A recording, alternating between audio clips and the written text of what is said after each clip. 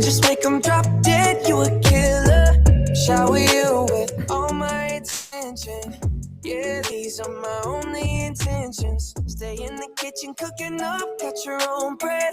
Heart full of equity, you're an asset. Make sure that you don't need no mentions. Yeah, these are my only intentions. Shout out to your mom and dad for making you. Standing ovation, they did a great job raising you. When I create, you're my muse. The kind of smile that makes the news. Can't nobody throw shade on your name in these streets. Triple threat, you a boss, you a bank, you a beast. You make it easy to choose. You got a mean touch, you can't refuse. No, I can't refuse it. Picture perfect, you don't need no filter. Gorgeous, make them drop dead, you a killer. Shower you with all my attention. Yeah, these are my only intentions. Stay in the kitchen cooking up, got your own bread. Heart full of equity, you're an asset. Make sure that you don't need no mentions. Yeah, these are my only intentions. Already passed, you don't need no approval. Good everywhere, don't worry about no refusal. Second to none, you got the upper hand now. Don't need a sponsor, no, you're the brand now. You're my rock, my Colorado. Got that ring, just like Toronto. Love you now, let them out tomorrow. That's how I feel. Act like you know that you are. Picture perfect, you don't need no filter. Gorgeous, make them drop dead, you a killer. Shower you with all my attention. Yeah, these are my only intentions. Stay in the kitchen cooking up, got your own bread. Heart full of equity, you're an asset. Make sure that you don't need no mentions. Yeah, these are my only intentions. No cap, no pretending, you don't need mentions. Got them saying goals, they don't wanna be independent. Tell them to mind your business, we in our feelings. It's 50% attention, we need commitment. We gotta both admit it. It's funny, we both listen. It's a blessing, cause we both get it. You the best thing, and I don't need a witness. I'ma find me a ring and pray it's perfect fit. It's perfect. Picture perfect, you don't need no filter. Gorgeous, make them drop dead, you a killer. Shower you with all my attention. I will. Yeah, these are my only intentions. Stay in the kitchen cooking up, got your own bread. Heart full of equity, you're an asset. Make sure that you don't need no mentions. Yeah, these are my only intentions. That's all I plan to do.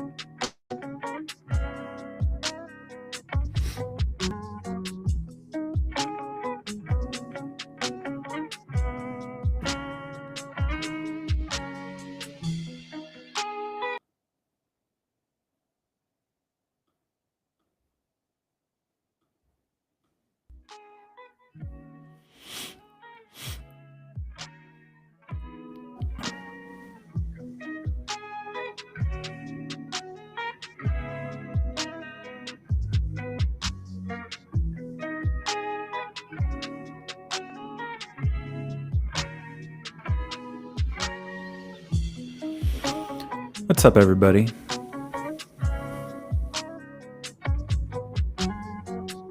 Hey, Sophia. Hey, Luke. Confused and excited? You're You're perfect. You're in the right spot. Same. Same, man.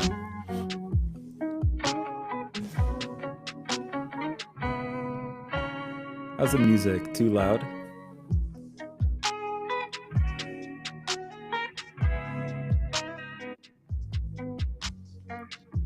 I like to keep it a little vibey without it being oppressive, so I'll take any feedback you got.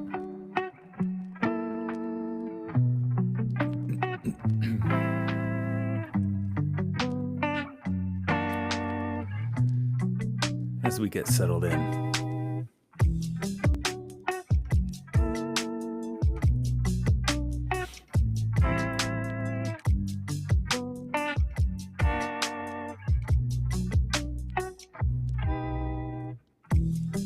Testing, check. Y'all can hear me okay? Music's not drowning me out? Great. Thanks, Sophia. Sophia, you're such a super viewer. You wear a white t-shirt, that's perfect. So long as there's a tie and a suit jacket there too. Luke. Joking.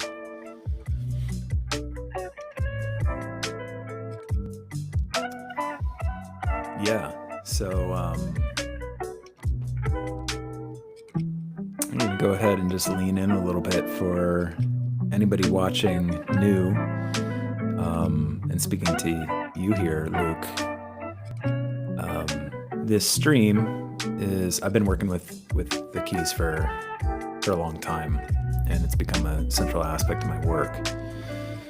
And I don't know necessarily how you found your way to me, but my whole intention with this stream is to come on a couple times a week and really spend a lot of time just talking about things that are generally in the space of the journey of inner work and everything around all of that, with this added fun component of welcoming people to come on live with me, to take a look at their charts, to learn a little bit of something about themselves, and to bring a little bit of their own journey of what they're reckoning with into this space as really a mode of welcoming us all more deeply into the reality that, hey, we're all on a journey and we're all finding our way, navigating our way through that journey, and we can do that together. And so this is another form of me propping up a community in this space and having a little fun while we're doing it. And so the way that this works is I will, when the time comes, I'll send you a link to join me live. And I see that you actually, you signed up like right recently. So Luke, what I'm gonna do is I'm gonna send you an email real quick that I send out to people usually around 5 p.m. before the stream, with just like, here's what to expect. And I'm gonna get started tonight with just a quick talk before I get into welcoming the people who have signed up to join me live. So stand by 1 second. I'm just going to send you this email.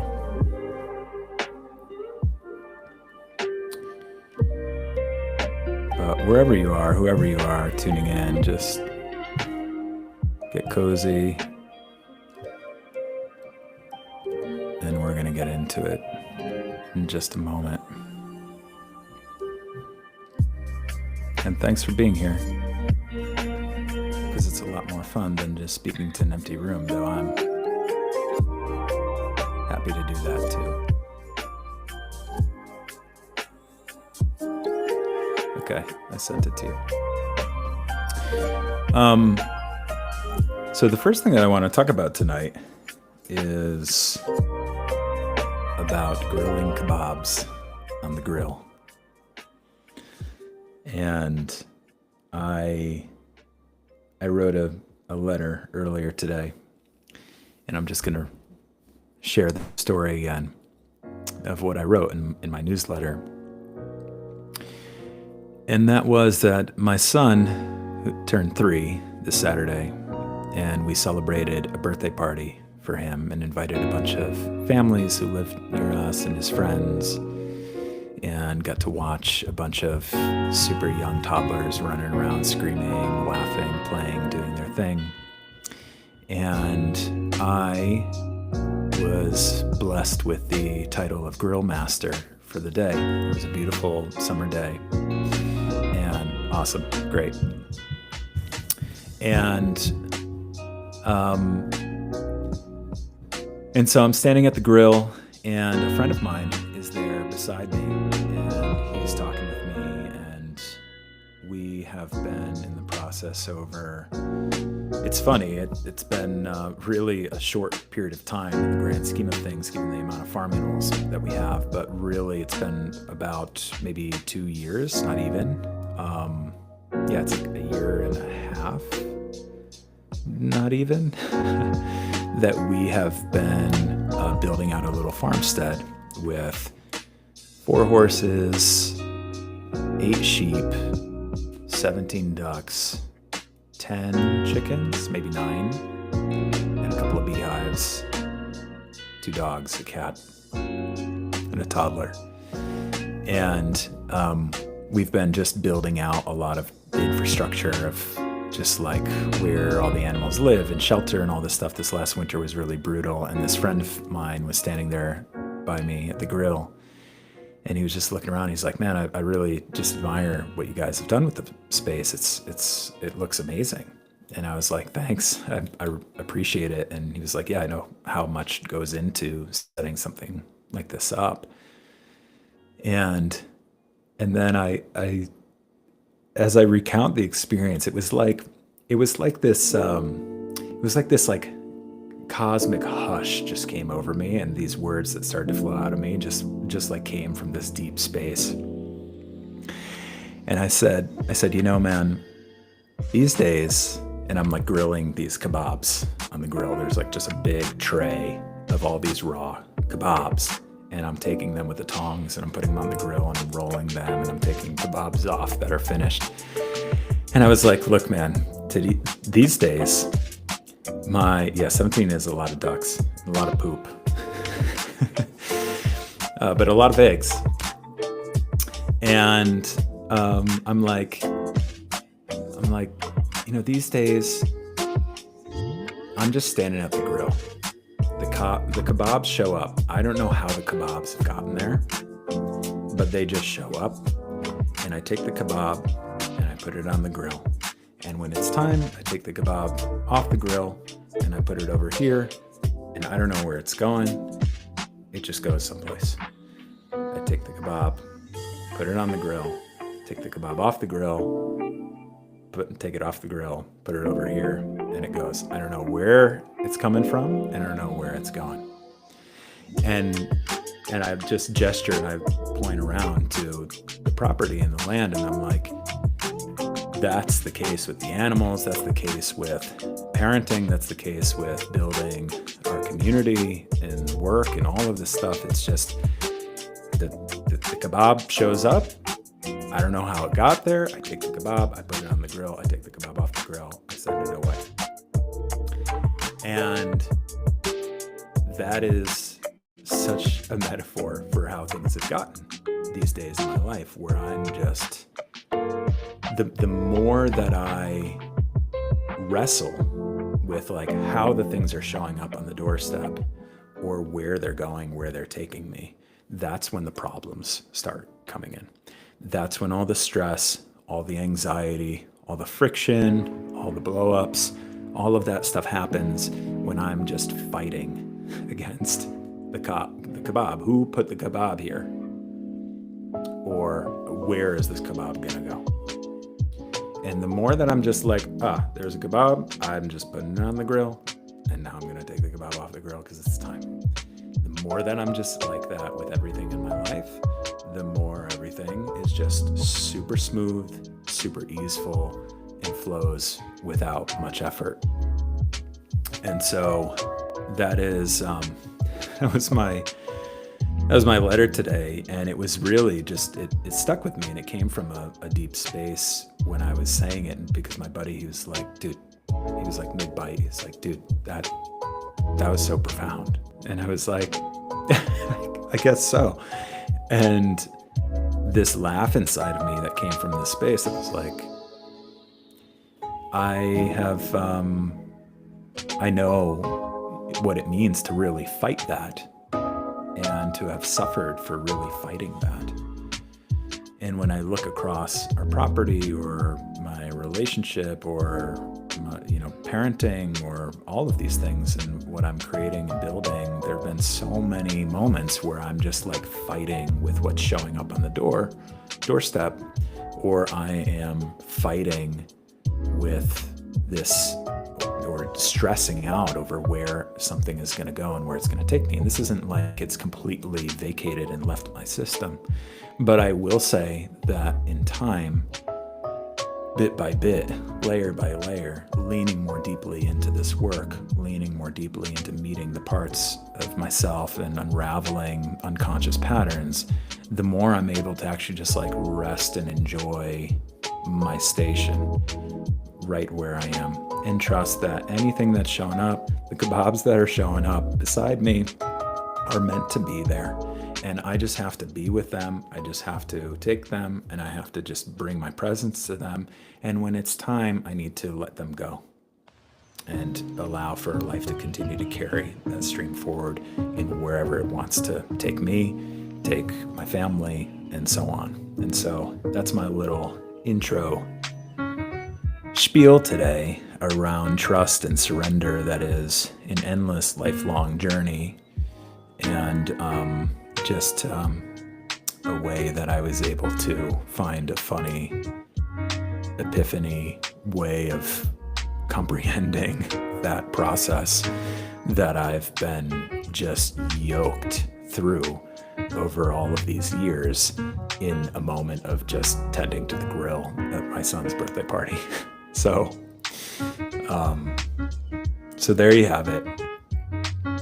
God's kebabs, as I call them, and really embracing that role as grill master in our lives. And so I'd welcome anybody who's watching this to take a moment before we dive in, look at some charts and see where the rest of the stream takes us, and just explore like what's being served up to you right now in your life that maybe there's a significant amount of resistance around, excessive anxiety, questioning, gripping, grasping around. And is there a possibility to actually accept a little bit more of what's showing up, not out of a space of needing to really just fully enjoy it yet, force any sort of fake, performative smiling about it if it's something that is really frictionful, but really taking that moment to acknowledge there's no mistake in this showing up. And if I can just actually be with that, then maybe it might show something to me about its purpose for being there, if I give a little bit of extra patience and space for it to communicate with me. So maybe you're getting a little bit more of a feel for the vibe of my stream and this space here. So I'm going to go ahead and start to transition here. Luke, you still with me?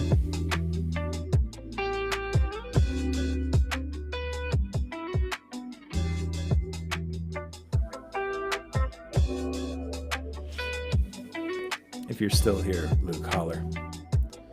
Because if so, I'll send you a link and we can dive in.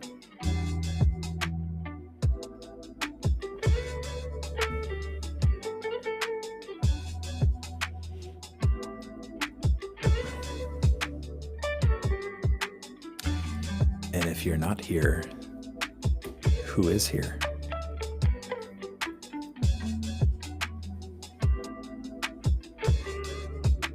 I think your dogs are eating kebabs.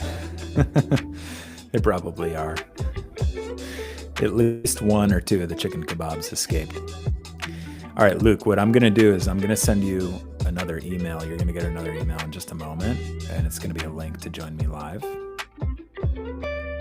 So stand by and check your email in just a moment. I'll tell you when it's sent.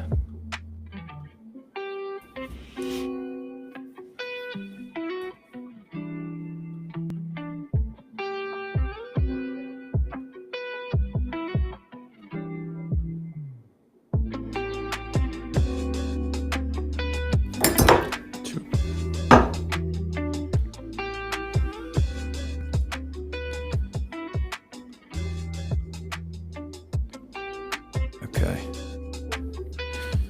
All right, check your email. You should have got an email with an invite. You need a Chrome browser or an Edge browser. And if you're tuning in via phone, you need a Riverside app. But the email will guide you. And I'll just hang in the meantime, and I'll know you're here when you're here.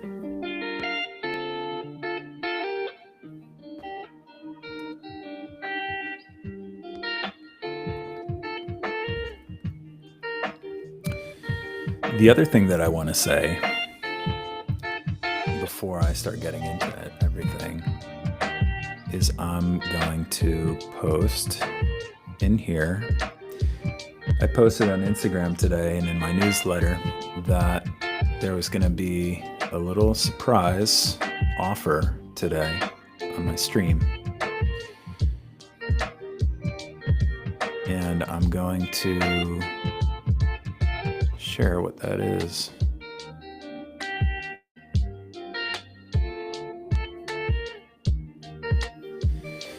So some of you may know, if you've followed me on Instagram or if you've followed my work and my newsletter, that I run a deep mastermind program called Flight School that is an entire deep journey in unlocking deeper aspects of yourself as a leader, as a creator, as a business person, as a founder or an entrepreneur. It's my take on a business accelerator that is geared for, and by business accelerator, I mean you can be anything from an entrepreneur to somebody who is just, like we all are, working whatever job. You could be a solo creator. You could be somebody who's working in corporate. You could be somebody who's just working a job. And all of us are creators. We're all builders in our own rights. We're all leaders in our own rights. There never will be or never was someone as unique as you are. You are utterly unique. For all of eternity, there will never be anyone who will walk the exact footsteps as you have walked in the way that you've walked them. And that means that you have something profound and a unique lens on life to offer the world if you choose to dig deep inside of yourself and harvest the treasure that's there. And so I built Flight School as a program that helps people to really unlock that ability within themselves. Kind of the tagline that I use is the issues, the problems that you interface with as someone who's operating around, the business scene, whatever that means for you, whatever work and business means for you. It's not separate from your internal journey. Any of the issues or challenges or roadblocks or friction that you're interfacing with in that universe is going to mirror things that are happening within your internal universe. And so if we can bring our attention to that inner universe and see how our unconscious patterns are playing and rippling out in how we make a living, build a living, create, lead, build a business, any of that, no problem, Luke. Take your time. Then then we can unlock a new way of finding our way forward.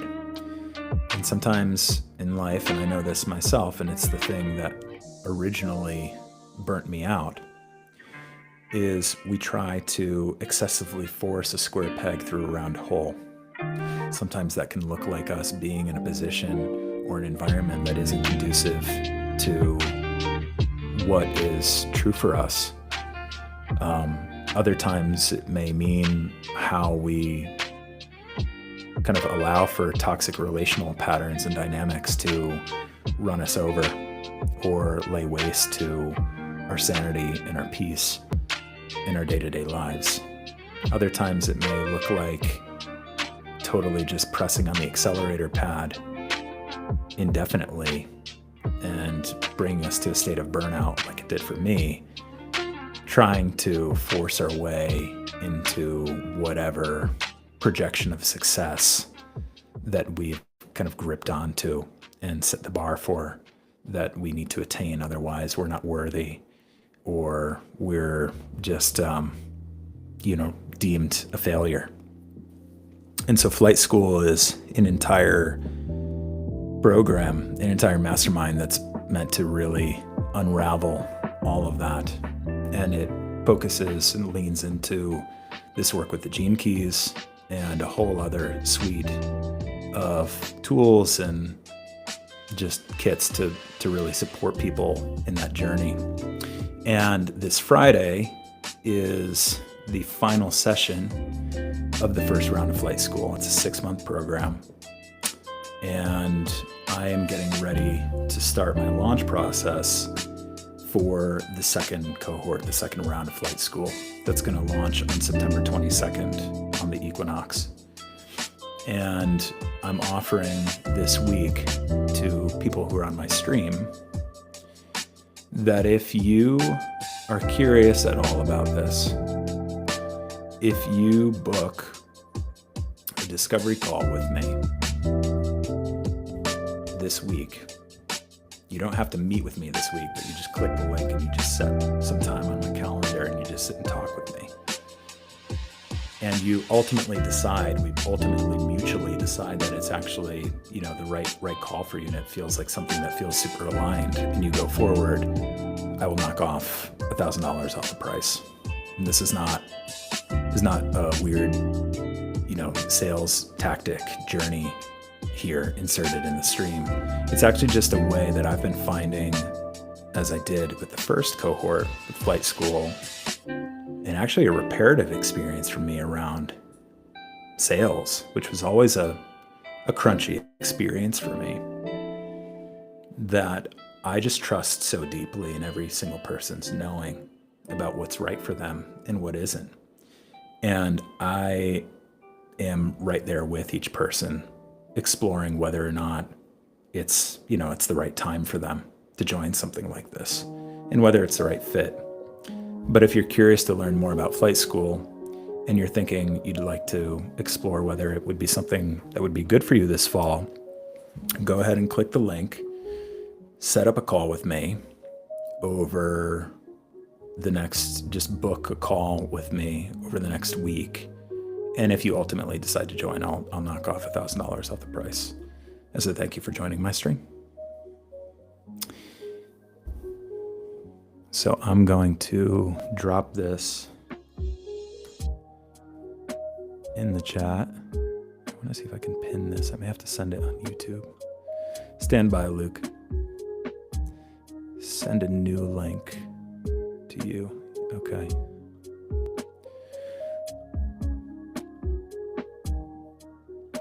Luke, I'm going to send you a link, another link.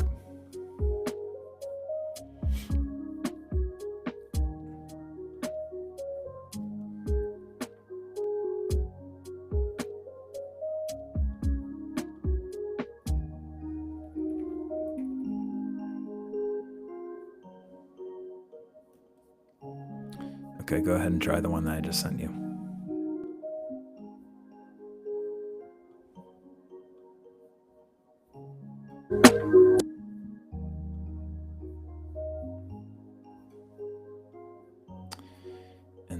meantime, I'm going to drop this link in the YouTube chat. I'm going to see if I can actually pin it. Can I do that? I'm a new streamer, everybody. Pin message. There you go. Okay.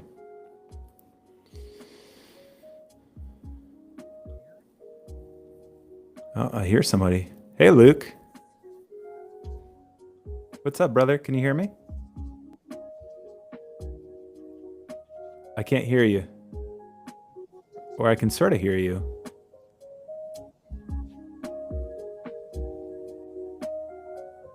One sec here. I can hear you rustling, but I can't hear your voice. Try again. Yeah, it's like your voice gets muffled out.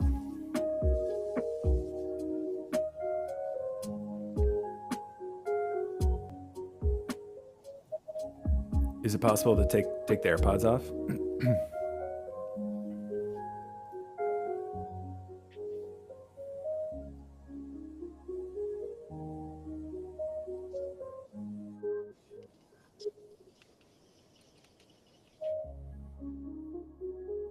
I hear something.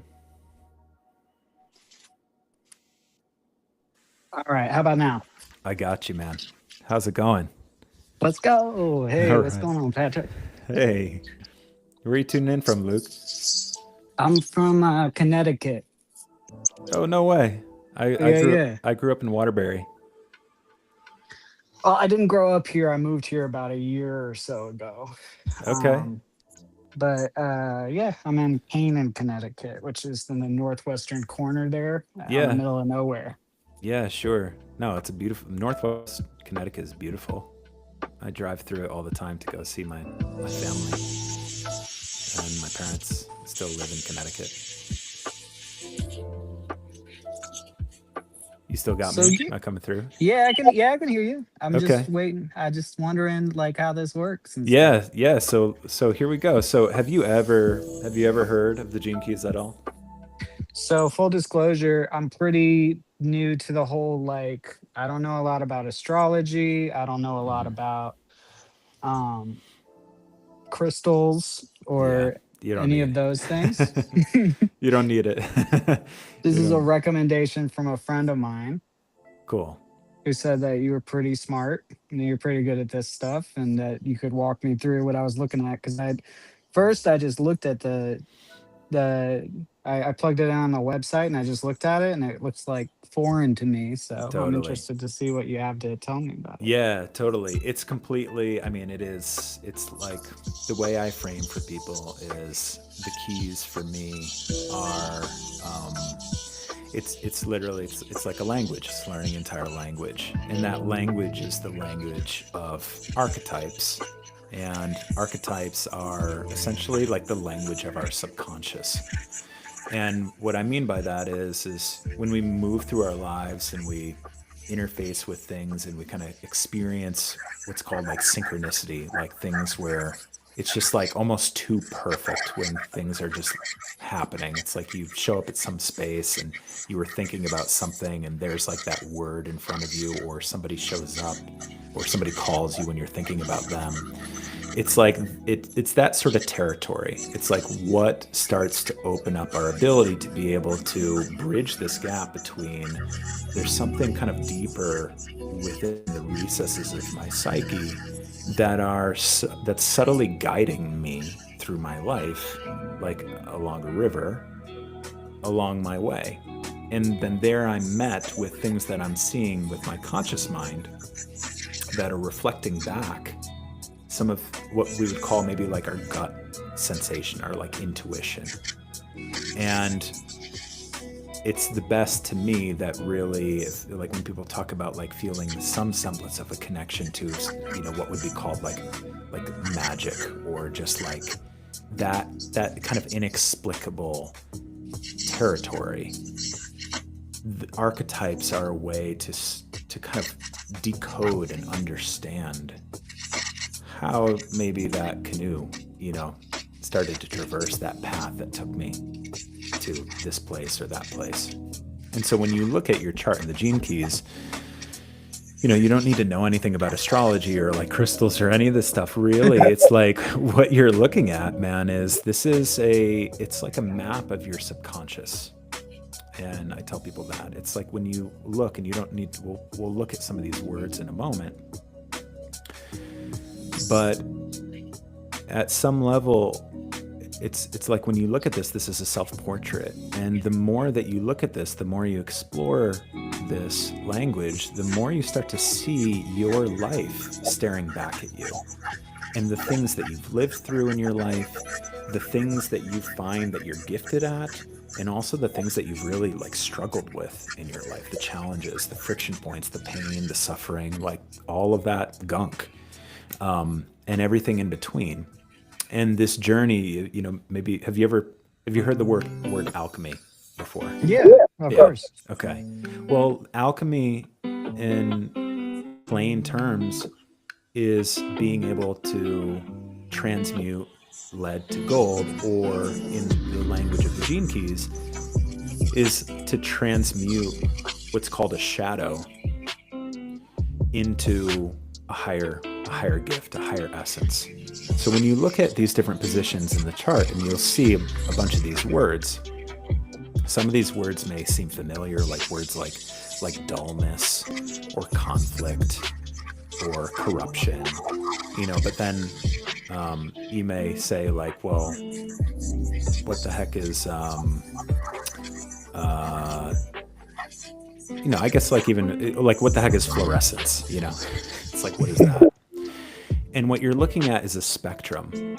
All of the shadows across all of the different archetypes of the keys represent kind of what you would most commonly find if you turned on any major news network, like conflict, impatience, corruption, greed, all of these different types of things that are part of just the collection, the basket of that like pain and suffering of the human experience.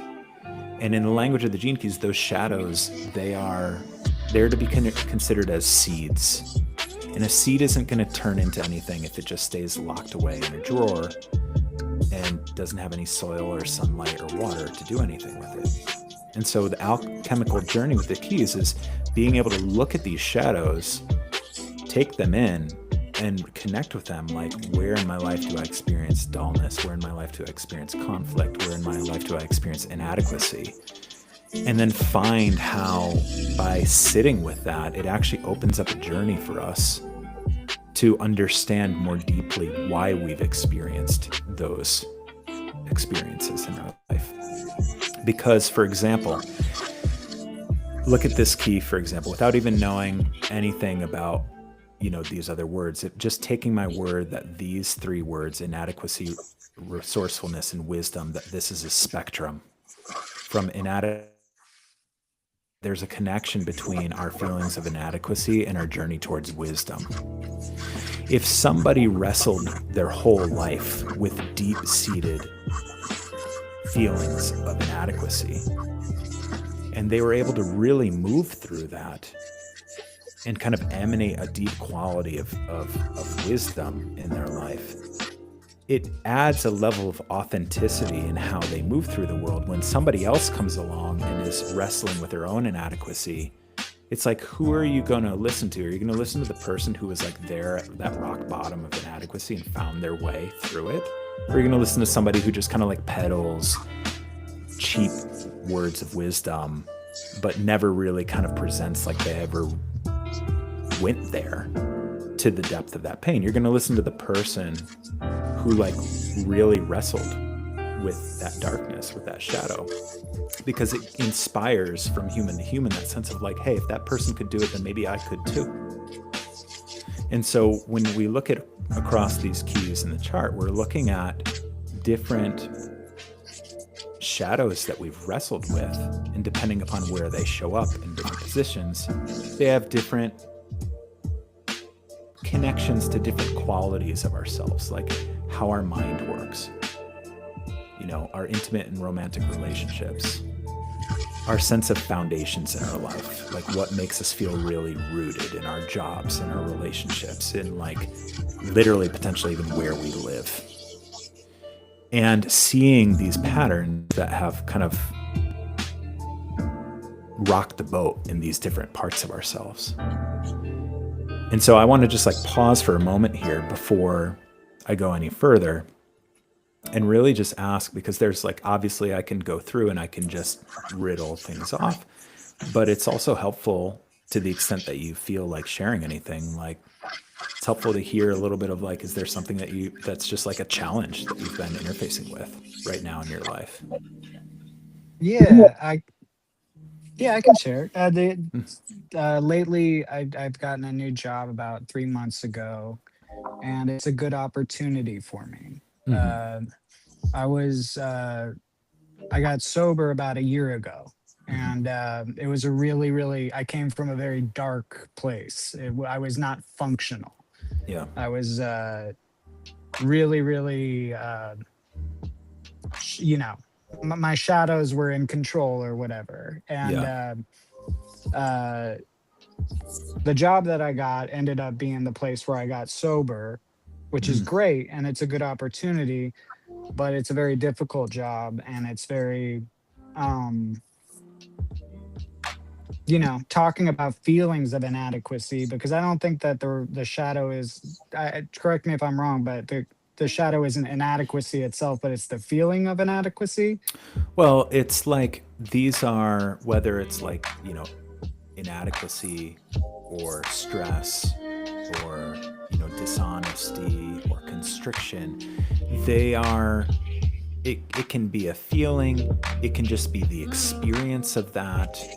It's going to show up for every person differently, unique to their own life circumstances. And what I mean by that is if you look longly enough into this whole archetype around constriction, you'll come to see spaces in your life where the experience around, like, this is talking about your roots, your foundation, where the experience around that quality dimension of your life, where you've reckoned with feelings of just like that constriction, and also seeing ways that you've needed to like navigate through that on your own, flying by your own intuition, and sometimes turning to different like resources of substances or other coping mechanisms that we all have been through in our own unique ways.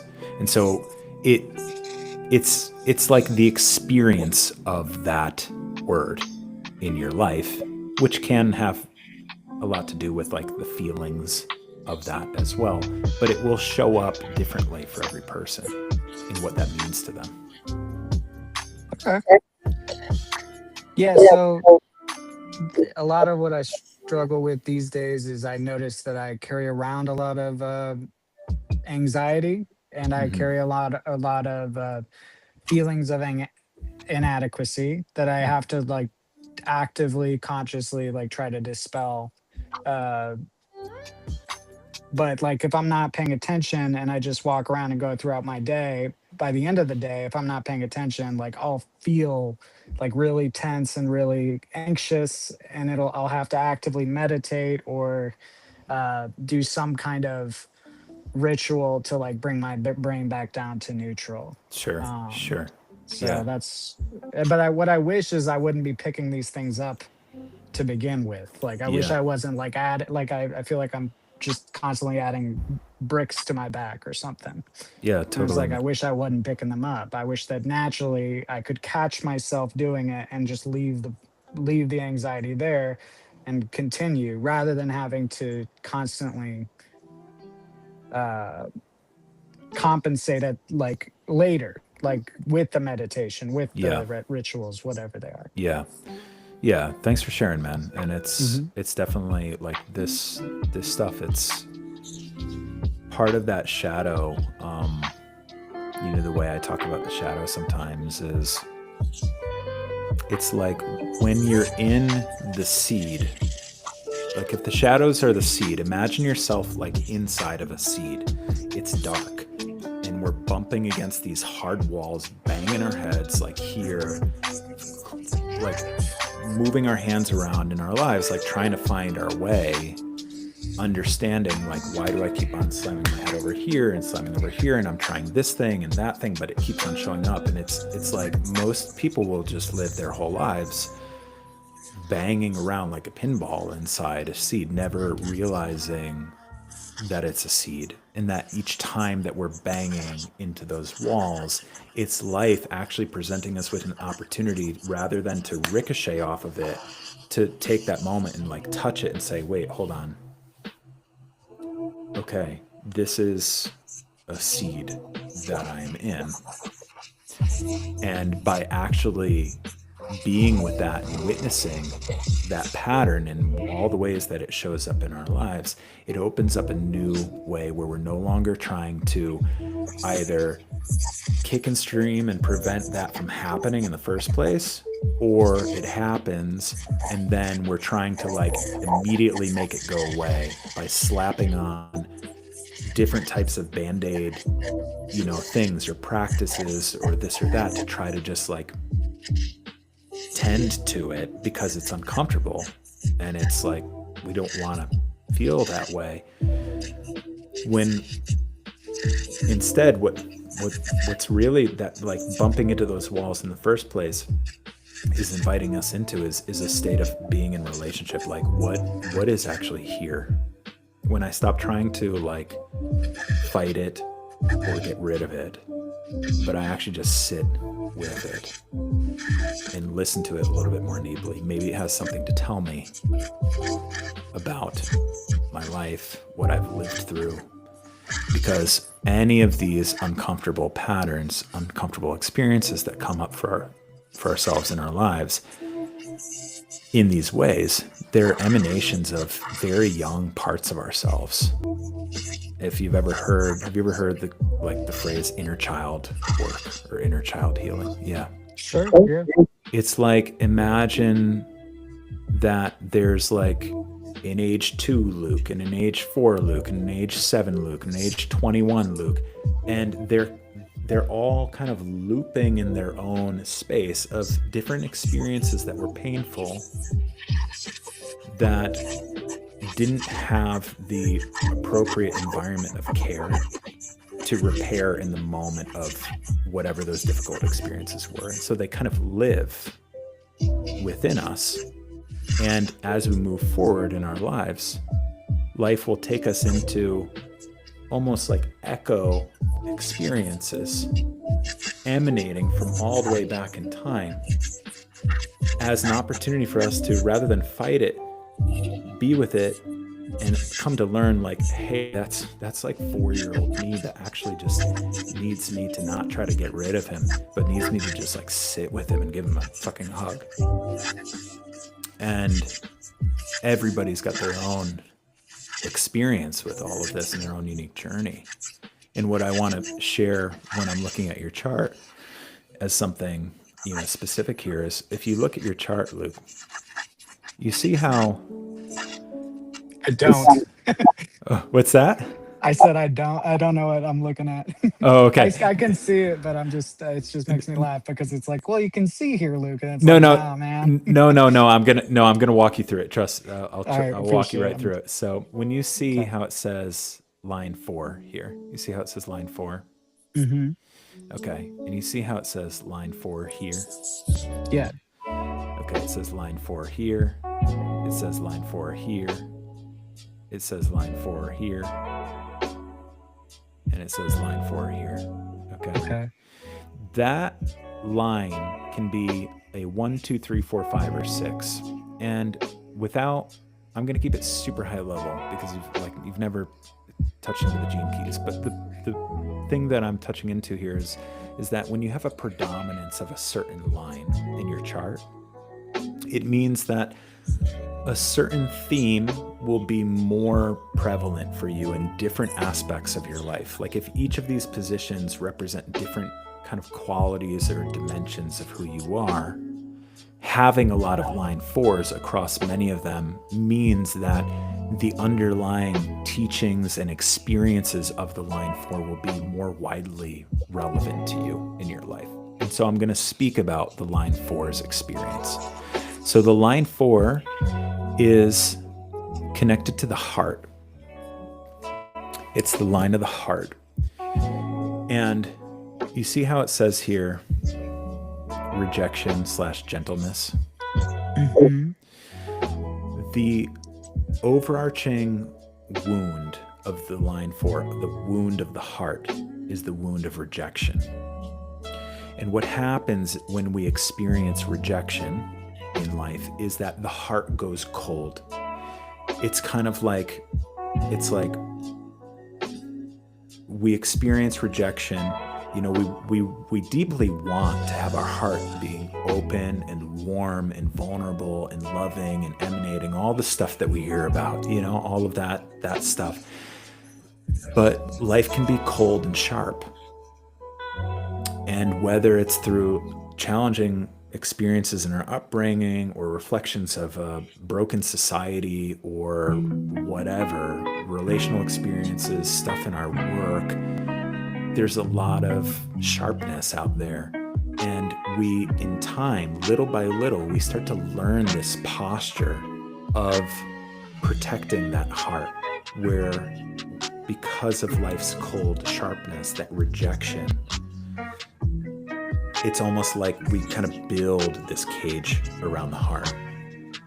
And so when the heart goes cold, when the line four goes cold, it's like an icy, jagged rock. You know, it's like in the dead of winter when there's just this like, there's no fire in the hearth. You know, it's just like bitter, it's cold, it's sharp, and deep down, what the protective mechanism, which is really intelligent, is this protective mechanism that's saying like, screw you, like I'm gonna reject you before you reject me.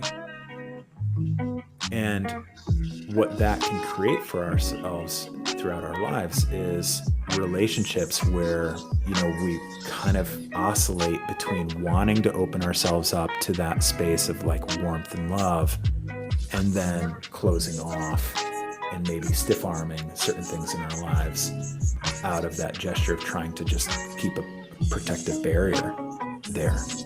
And so the medicine for the line four, for that rejection, is, you see that word, Gentleness. Gentleness. And gentleness is what it sounds like, man. It's like proverbially, like it's like pouring a warm bowl of like grandma's soup, throwing the blanket over you, lighting the fire, you know, putting warm socks on, metaphorically in your life. It's stroking gently that cold heart back to life. Having that communication with yourself, like, hey, man, I've got you. Like, I'm here. And so the thing to sense as a line four with a lot of line fours is if you can notice spaces in your life where you start to feel yourself going sharp. You start to feel yourself going sharp and cold. And if you can catch yourself in those moments and say, my heart is starting to close down right now. And what it may mean is that you maybe need to take some time for yourself. That's one of the things for the line four, is like taking time for yourself and really like nurturing yourself back to life, taking like a warm shower, giving yourself something that just feels like good, nourishing self-care in the best way that you know how. Or spending time with people who really love you and see you, if there are people like that in your life, because the line four is the line of community. You know, finding who is the community in your life that you just feel that warmth with, that you want to pull up a seat beside on the campfire, and finding whether it's solo nurturance or nurturance with loving community, loving friendships that you know, love you and see you. And in those spaces, allowing yourself to just thaw that ice.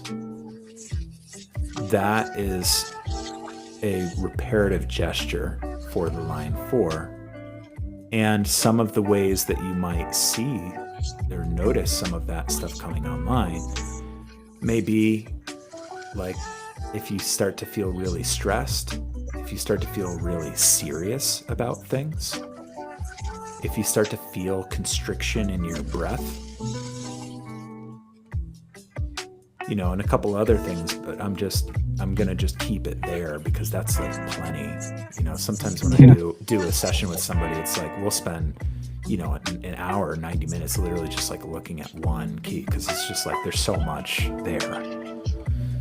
So I just want to pause for a moment and just see if anything that I was sharing there about, you know, that like closing off and thawing or going icy cold and thawing, if any of that resonates with things that you've experienced in your life. Oh, yeah. I think, of course, we all experience rejection in one way or another. I had some pretty traumatic rejection when I was younger. You know, you got your divorced parents when you're a kid. You relate that to like, am I not good enough? Like, this is like a rejection of like, you build up your walls around that. Totally. And then when I was 18, there was a really nasty breakup at a really inopportune time. When I was in that transformative age where I'm going off to college, and then I got kicked out of a Renaissance fair, and Okay. and it was a big old deal. And Okay. then that kind of led me down the path to addiction, and pretty key canon moment, I think you could say, for me. And so I can definitely see it. And also when I was in my mid 20s and like actively in my worst part, I was pretty sharp and pretty cruel. I think I would be funny by being mean to people. And I would Yeah. be, you know, then I Yeah. would just, that's how I figured out how to do it. And I protected myself by being distant. Totally. Uh, these days, I really do feel like I am kind of a different person going through all that nastiness and stuff and really truly having to, you know, drag myself through the mud and stuff and addiction. And then you wake up and you're on the other side. It's like you do wake up to like, oh, I get to restart. Like I Yeah. get to start anew. And it's like, yeah, I do feel like a more gentleness in that regard. I think I'm very kind and I try to be nice and specific with people and try to make sure everybody's feeling okay and doing Yeah. well and stuff. I do practice on self-care quite a bit Beautiful. and in terms of like going into nature and just making sure that I'm okay, but also making sure that my people and just people are okay. Yeah. Uh, but I'd be interested to see the ones that don't show up so much and if they would just be totally foreign to me or if they would I guess I don't know how to read the map, so like Yeah. that's something that's going to come up a lot in my life, but like what's something that's like on line 1 or line 6 that like Yeah. maybe I still relate to, but maybe it's just less present in my. Yeah, sure. You know, And if one you want to switch to somebody else, that's cool too, like I no, don't no, want man, I'm enjoying, you know, I'm enjoying hanging with you for a moment here to. Hmm. and I, you know, appreciate everything that you've been sharing and, you know, that's like part of this why I love Gene Keys is it really is like a map that has helped me to just come into a deeper relationship and a sense of understanding of things that I've lived through. It's like when you tell some of those little stories of the not little, I mean like they at the time I'm sure they were like, you know, totally, you know, big, but it's like those stories, it's like they're like glimmers of gold in those stories and the specificity of like the things that happen and the ways that they happen. And one thing that I kept on hearing you saying as you were coming out this other end of you know, more of the deep pocket of the addiction is just like the way that you care for others and like, you know, look to care for others. The line 4 is a nurturer. That's their highest like their highest essence is being of like deep nurturing service. That's why they thrive so well in their like highest expression in community, because they have an intimate sense of how to really care for others, because they maybe have lived through spaces where they weren't nurtured in the way they need to. They needed to learn how to like really self nurture. And when you go through that journey and you learn how to thaw your heart and serve up the heart that is worn and tired and just like desolate with that warm bowl of soup, you then get this keen gift and ability where you can look at other people and their lives and you can just see, I understand that look. I understand that sharpness because I've been there. And so I know how to serve that person up with the right bowl of soup that they need in their lives. And so that line for a person, it's like they really thrive in that way. They have a keen sensitivity to knowing how to care for people. So, I think one other point that I just want to say about that, and in the space of just we were talking about work, is, your vocation, this position, it's like your calling. It has a lot to do with also the work that you might do in the world, in the jobs that you might take. Stress, restraint, stillness. This key has all to do with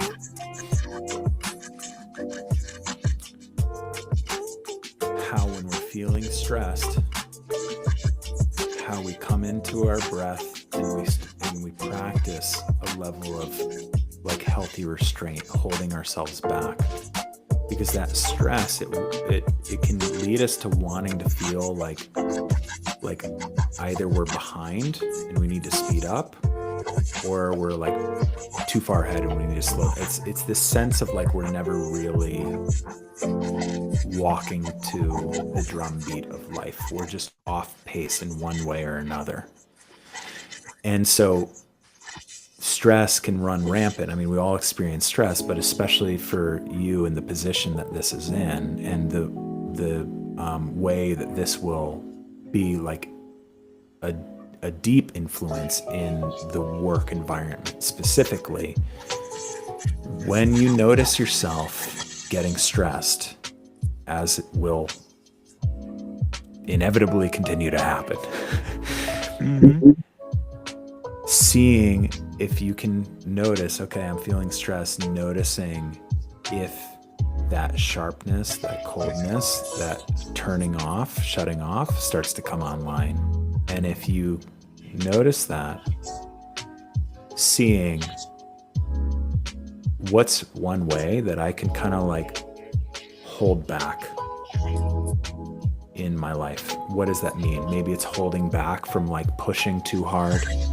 Maybe it's holding back from saying a thing that you really want to say to someone who may seem to be adding stress in your life. That restraint, it's like, where can you bring your energy back to your center and bring your energy back into that space of self-nurturance, that gentleness, and see how that starts to warm and thaw and open up and actually literally like thaw the stress from your body.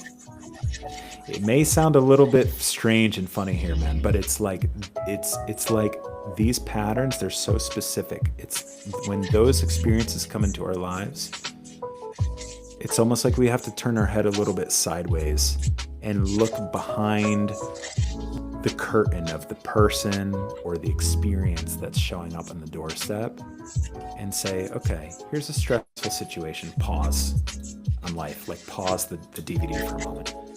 Here's a stressful situation. I'm starting to feel that sharpness, that coldness come online. How can I pull my energy back to myself? Connect with my breath, bring my energy back to myself, come back to a space of deep self-nurturance. And what do I need in this moment? How can I give myself what I need in this moment? What is that? Do I need to go for a walk? Do I need to just get out of here? Do I need to call and hang out with a friend who like really gets me? Do I need to just be by myself for a little bit? Do I need to go and have a nice meal? Do I need to take a shower? Do I need a nap? And then once you know what that is, press play and then just take that path. And track and see what happens in your life as you start to entrain that new pattern of relating with stress when it shows up on the doorstep. That's this journey of alchemy with the keys. It's like stress knocks on the door, boop, here's a different way that I'm going to relate with that. And it may be tempting to say, oh, I'm just going to go to the meditation practice. But even in that, restraint, is that actually what I need right now? Because maybe what you need is just to like go for a run or like hang out with a friend or just like do something different, you know, because we can even stress ourselves out more by saying I'm feeling stressed or I'm feeling like whatever. And now I'm trying to slap the meditation thing on. And now I'm even more pissed off because I don't want to do that. This work with the keys is an invitation to say, like, how can I get creative with this and throw out the whole programming stuff, like just do the meditation practice. Because I'll tell you, man, when I first had my total breakdown and burnout, I was meditating every morning for an hour, 90 minutes. I was really just like pushing the whole thing because I was interfacing with like rampant panic attacks. And I just thought that I needed to keep on meditating more. And then I do like a long meditation streak for a series of days. And then I'd go into a meeting, a business meeting, and I'd have a complete shutdown panic attack. And it was like, clearly that's not working. Yeah. It was something deeper. And so, yeah, I just encourage you to like, that whole thing with the line 4 is like, how can you just care for yourself in the way that you know of what you really need, and that doesn't look like just the cookie cutter, like do the cliche self-care stuff. Well, what's like the deeper when you're talking to some people who are more like attuned with this kind of work and whatnot, what are the, so like on the surface level, there's like, the meditation, you're going for a run and like doing all these things. And that's all that stuff's really important. And like also stressing yourself out by trying to de-stress, definitely relate to that. Right. But when you're looking towards like the inner work and like going deeper into like what's causing this and what is your body trying to tell you that you're missing, like, yes, we have to like take care of this, but like what's underneath and like what practical things do you look at with people to combat the source of these things? Yeah, sure. And that word combat is a word that I'd say I'd replace with like meat or like. How do you stab the? No, you don't. You don't. We're getting away from the jagged rock. Oh, okay. No. This is. It's like that. The source of that, the thing that's coming online. Ultimately, if you remove like Scooby-Doo, you like remove the mask. It's like, take your pick. It might be 5-year-old Luke. It might be 10-year-old Luke. It might be 2-year-old Luke. It might be 21-year-old Luke. You won't know until you know. And part of that is when we talk about like restraint and the nurturance. It's like when we actually hold ourselves back and we connect with that gentleness and nurturance, and we really sit with that sensation of like, oof, I'm like feeling really stressed, I'm feeling really crunchy, and I'm just acknowledging that to myself, and I'm just sitting with it and being with it, rather than just trying to go and combat it or get rid of it. And when I sit with it for a little bit, maybe there's emotion under there. Maybe that emotion doesn't immediately suggest to you, hey, this is 4-year-old Luke, you know? Maybe it's just like, I'm just feeling like angry and grief. Okay, I'm just being there with that. maybe letting whatever that is flow a little bit in the way that I feel like it needs to. And then maybe through that process, some stuff starts to come up where you start to touch into it and it starts to communicate back to you. That sensation starts to communicate back to you. Man, I'm really just like feeling some grief over this experience that I lived through in this part of my life, or this instance that I'm navigating through with this person at work really just like reminds me of that person when I was like 18 or when I was 16 who just said this thing to me. And then it's like when you get some of those little details, it's like, oh, okay, I know who I'm speaking to. I'm speaking to 16-year-old Luke. Hey, buddy. Hey, I'm here, man. No agenda. You have been carrying this for, we've been carrying this for a long time. I'm just showing up and I'm just asking you, hey, what do you need right now? I need to just like vent. Okay, great. I'm here to listen to you. You're having this dialogue with yourself because you're allowing that young part, whatever it is, to come online and just express and release and let go of what was thwarted many years ago. And so when I say that this is a new language, man, it's like it's a journey, and this is for all the years that I've been going through. It's like layers and layers and layers of the onion. And I'll say at the beginning, it can really feel like you're learning Chinese or something. But in time, by leaning into this little by little, and the fact that you're just even here right now, man, is like, here's a moment. You wanna try something with me? Yeah, dude. Okay, all right. Let's do it. So take a hand. Place a hand on your chest. And just internally to yourself, you can keep your eyes open or closed. Just see if you can just feel the warmth in your hand. And just saying to yourself, I don't know who's listening right now. I don't know who even participated in guiding me to show up to this weird guy's stream. Talking about this weird language. But I'm here and I'm listening. And I may not understand everything yet, but I'm open. And just in feeling that warmth on your hand, the physical warmth. And then you can take your hand off and just let it be that. Trust that that is a reparative gesture. And that in ways that you can't possibly fathom, that some part of you that is listening there that maybe isn't ready to talk back received that.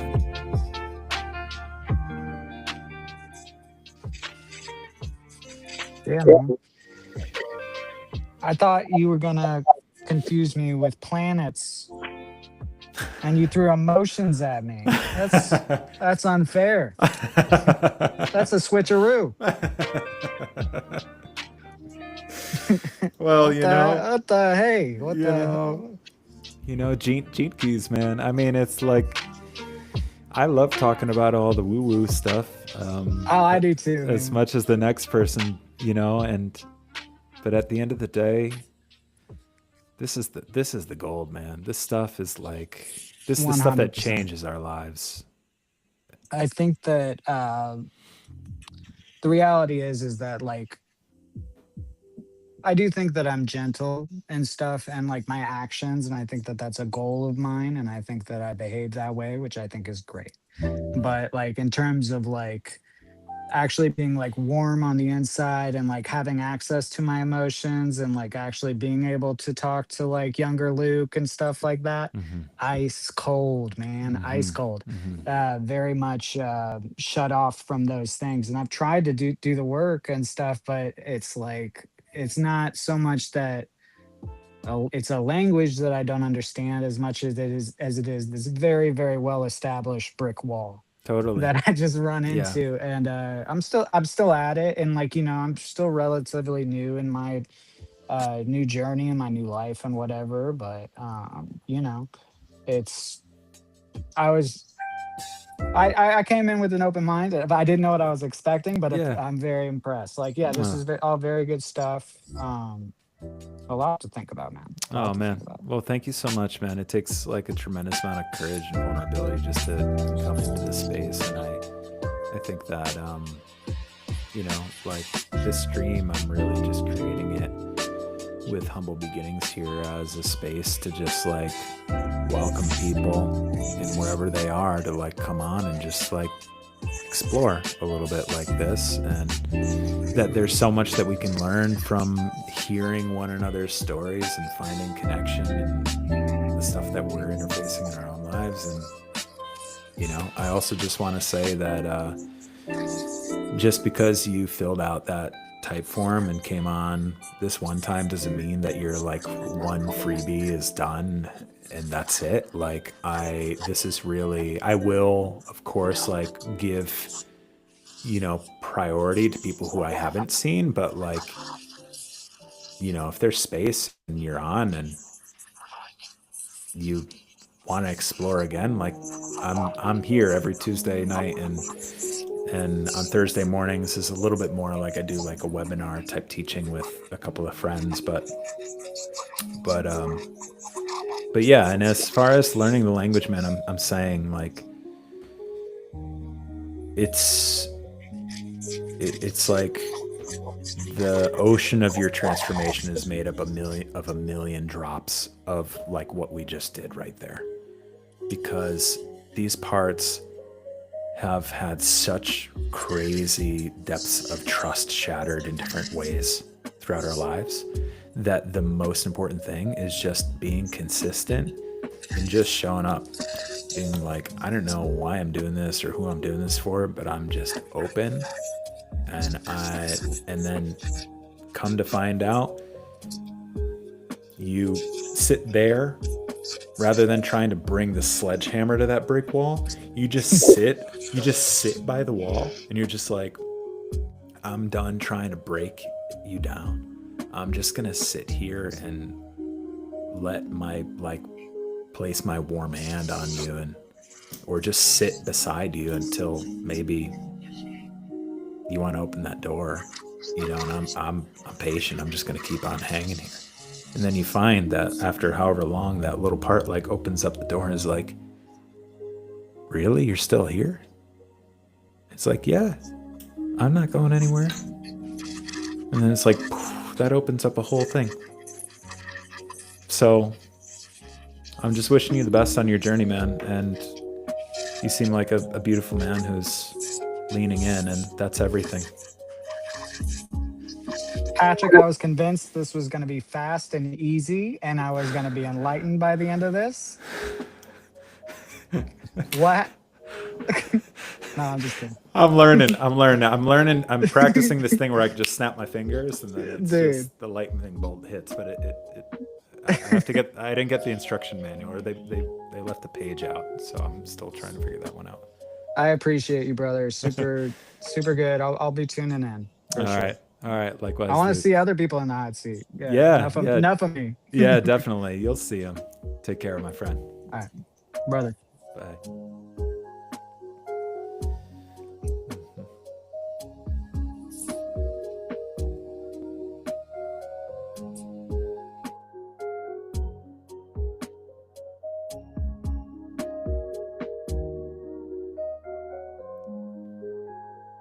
Okay.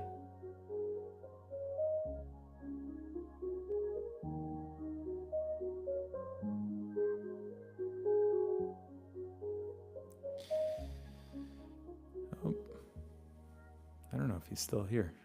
Luke, you're still here? I think you can, I don't know if you have to leave this stream. I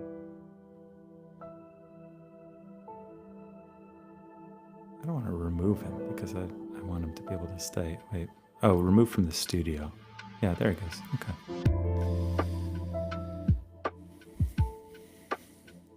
Shout out to Luke.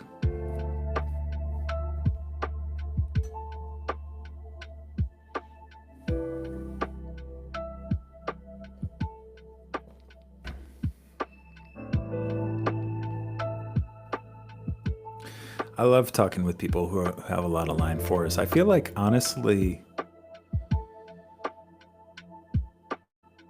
I spend the most amount of time, if I had to sum up every session that I've ever done, every chart that I've ever looked at across all these years, I'd say line 4 seems to be the most common one that wants to come up. And, you know, maybe it's because, shout out to Luke. Yeah, Sophia. Maybe it's because we just need that. You know, we need that heart nurturance right now. You know, the world feels cold and sharp, and I mean, more than ever, people just want to reject one another. And so maybe the line 4s are showing up, finding their way. Line 4s, they're the servers, they're the nurturers, they are the hearth at the center of community. They're people that really know how to take care of others. They know how to build community. And we need a lot of that right now. Who else is here?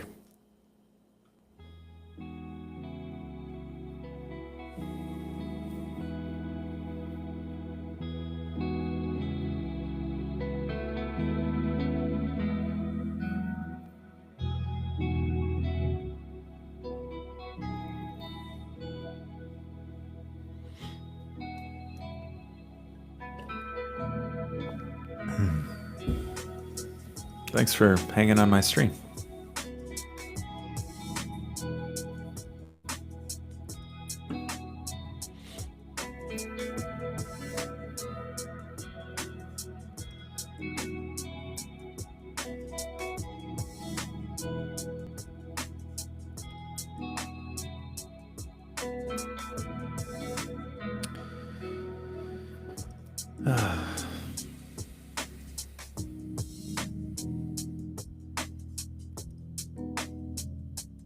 Yeah, the gene keys are like, can be like Chinese. It makes sense because it all originates in ancient China. Well, the I Ching, the root. Sweet, Luke. Yeah, the root of the gene keys is in the ancient Chinese, the ancient I Ching, which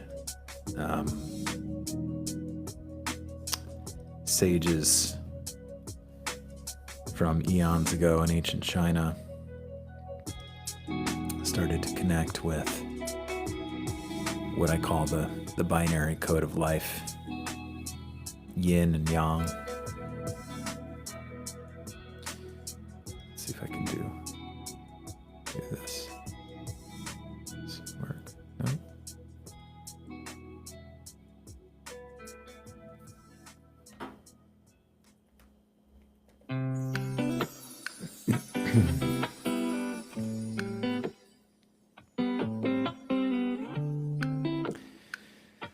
The classic yin-yang symbol.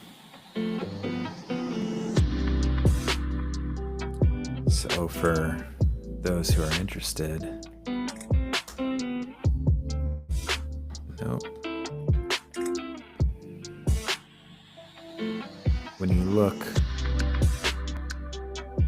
in the Gene Keys book, or you look around this ring and you see all of these cryptic little blocks that have alternating broken and unbroken lines. They're called hexagrams. And the broken lines are yin lines, and the solid lines are yang lines. And so based upon all of the different types of combinations of yin and yang that can show up to make the hexagram, hexa meaning 6, you come up with the number 64. And so there are 64 keys in the gene keys. There are 64 hexagrams in the I Ching.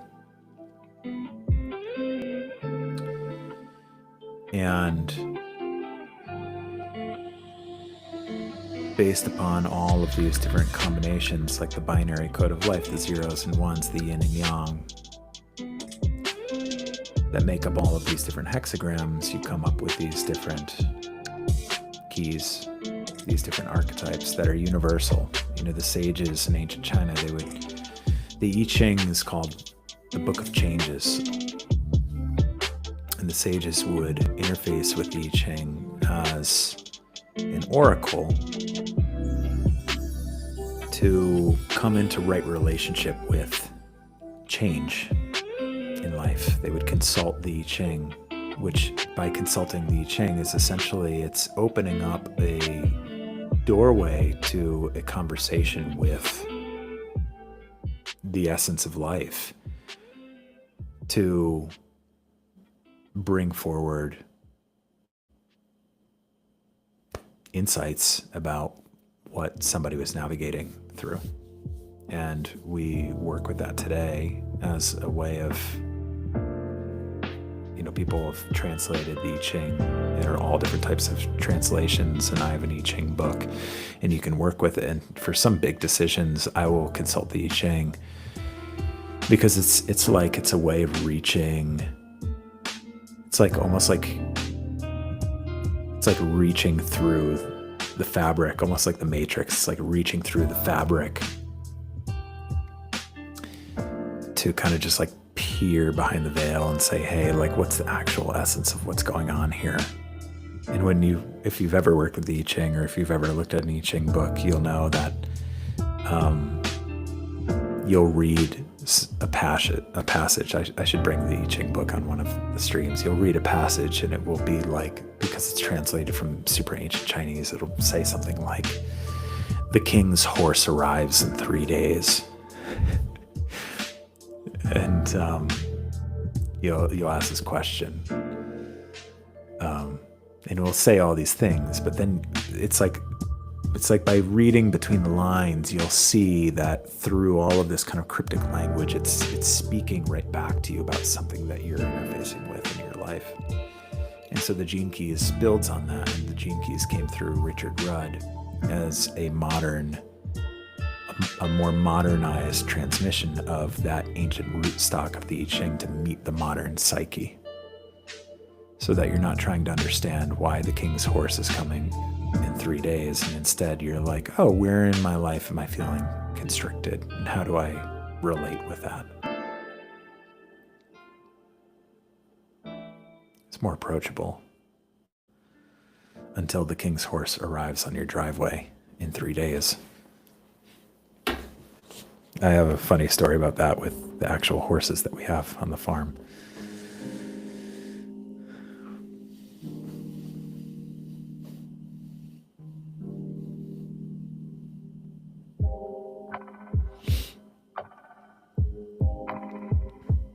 I'll tell sometime.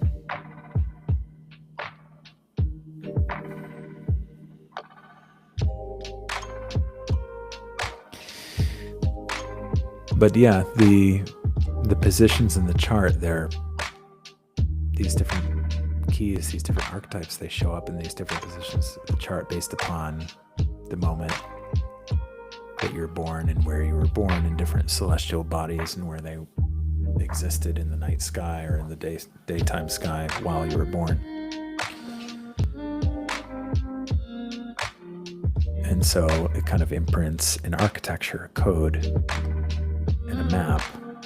And as you come to look at this, doesn't matter how many thousands of times I've looked through my chart, I still find new insights about myself.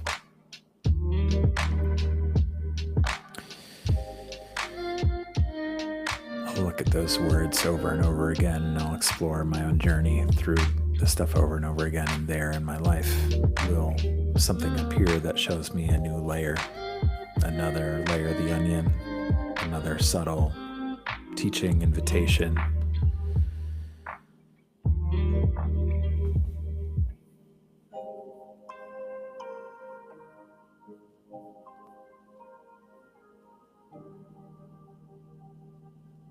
It's become a game. It's like a game for me.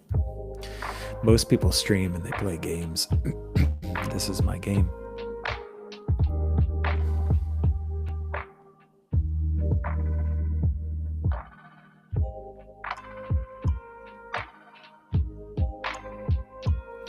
One of my fun little hobbies is I'll pull a chart of some celebrity or major public figure, and I'll take a look,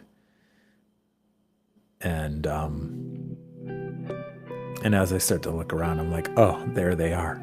That's what it is.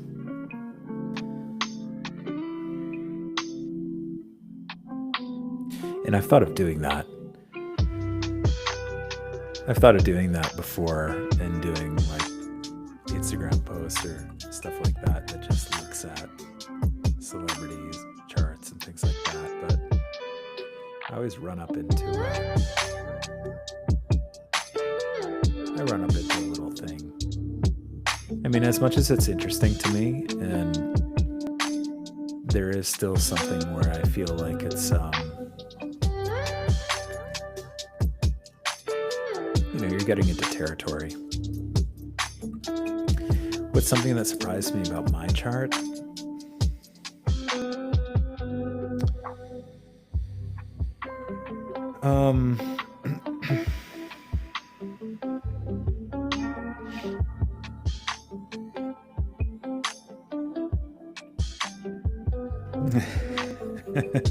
There's a couple of things. So, hold on. Let me do this. I'll pull up my chart. Stand by.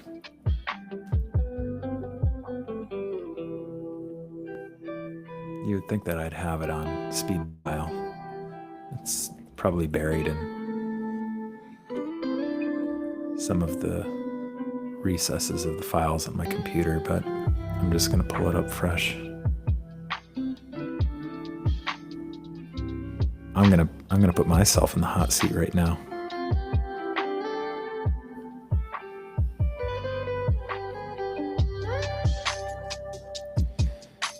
Okay.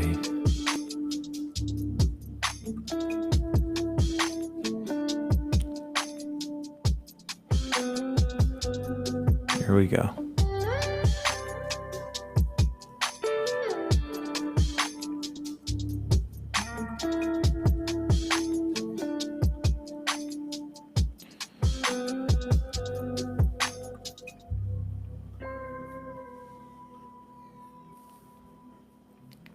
Kanye's chart's got to be a trip. Kanye West was the first celebrity chart that I ever pulled up, and I said exactly as soon as I looked at it.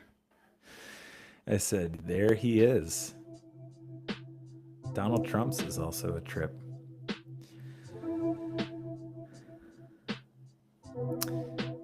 So, I'll tell you what was the most surprising thing about my chart.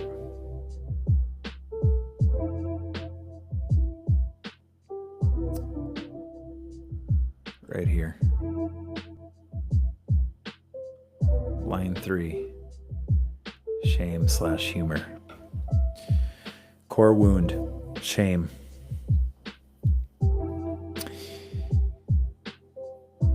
When I saw that, I was like, that doesn't seem right.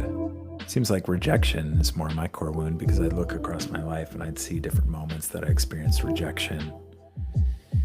And deep down, coming into realizing in time that shame doesn't want to be seen.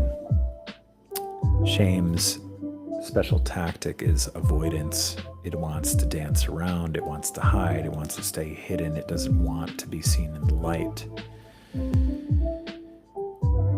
true shame's worst nightmare is doing like what I'm doing right now, is streaming. Shame wants to play all different types of games of hot potato, smoke and mirrors, putting on different types of excuses, or dancing around from allowing oneself to just really be seen raw and vulnerably as one is.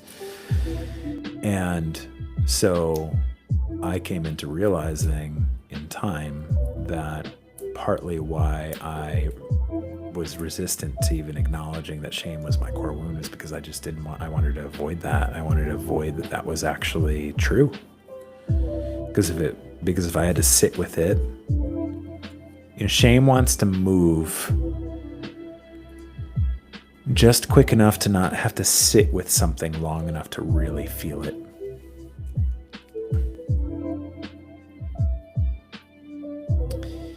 And so once I started to allow myself to sit with that and feel that and make peace with that, it started to take me on a whole journey into the nature of shame and the way that shame plagued my life in all of these ways, and the ways that I would contort myself in this way and that way to avoid being seen in the spotlight.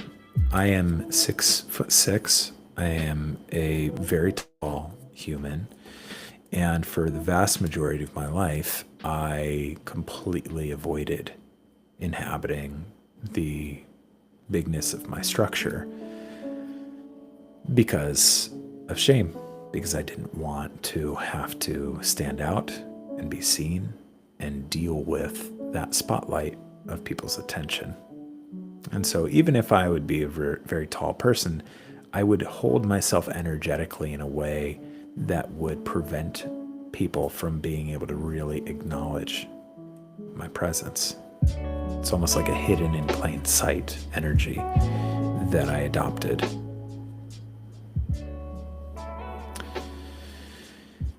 And so little by little, in my journey of putting myself out there more and more, even when I got ready to lean into starting this stream, part of that process for me was even just sitting and smiling comically with that part of myself and just saying, all right, here we go. We're going again to another layer of stepping into the spotlight, being seen, putting ourselves out there. Who knows if anybody's ever even going to show up to this thing. And I gotta say, this is week 3. I think this is my 5th stream. It's only been like a small segment of my time on stream that it's just been me with the number 0 of participants, just talking to myself. Which even that was great. That was like fun. That was an experience of just like, how am I able to just hold space and talk with myself for a little while? And people keep showing up, so I'm doing something, I guess. And shout out to Luke, because Luke is really like, I think, Luke, you're the first person who came on who like just really come in full blank of just like this whole, with gene keys, like you said, with astrology. I love how you said crystals as well. I don't know anything about crystals. I don't know that much about crystals. I don't. I mean, I have some. I know like a little, but I'm not.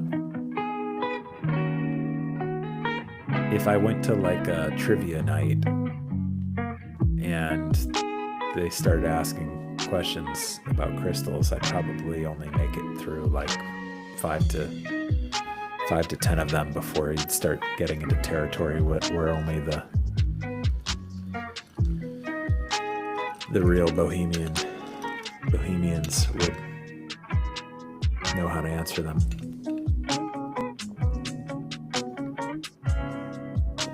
There was someone who I met, was it last year or 2 years ago? You got to know about crystals. I know. Maybe I should bring. That's so funny. Maybe I should bring. There's this girl, Amaris, who I met in one of these programs, these training programs on that I took called Trauma and Somatics, which is an amazing program. You're 6'6", is Duck Kevin. His nose bug.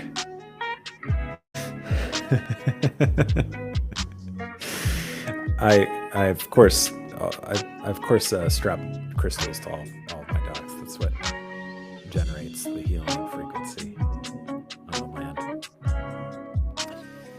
But yeah, I was in this program with this girl, Amaris, and she has like a pretty big Instagram platform where she sells crystals. And I remember seeing her come on. This is like before I set up a little studio and everything for myself, but she had like in her camera, she had this thing that said like gem sorceress or something like that. And it was like a neon sign. And I was like, oh, this person is legit. You know, this is not just like your average crystal person. This is like, you know, she has a decent sized following on Instagram. Shout out Amaris. And yeah, on her Instagram page, there's just like wild crystals. She'd go to the big crystal shows. I think they're like in the Midwest or something like that. Or maybe they're in the Southwest. I know that there's some big ones over in Sedona, Arizona. But wow, you see some of these things and it looks straight out of some alien planet, but it's from our planet. Well, not all of them. Some are from meteorites that weren't native to Earth. It's like moldavite.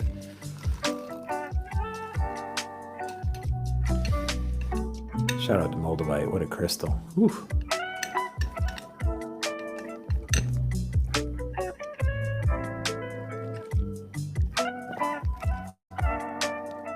I do not recommend wearing moldavite around. Some people go and see moldavite and they hear about moldavite, which is a crystal that came. I guess there was, I don't know the full story, but it's like some big meteorite struck the earth. I don't know if it's like all concentrated in Russia or something like that. Yeah, crystal people are very confident. They have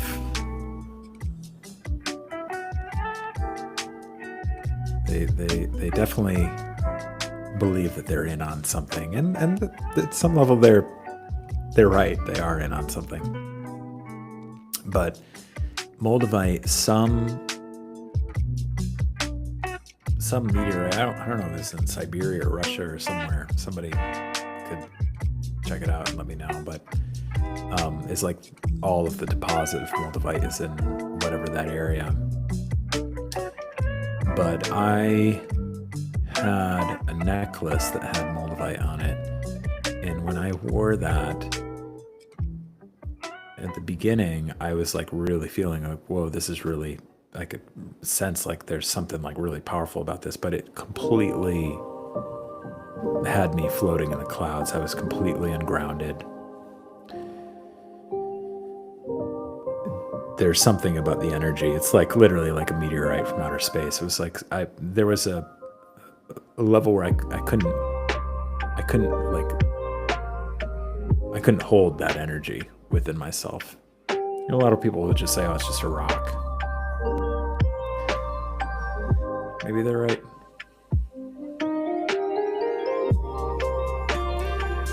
But I know what I was experiencing, and I know when I took that off, I started to feel my feet touch the ground again. And that grew my level of respect for that stone. It's probably the biggest experience that I ever had with a crystal where I was like, oh, that's real. probably came through my experience with Moldavite. I think before, like they're like sort of the basic, more entry level ones.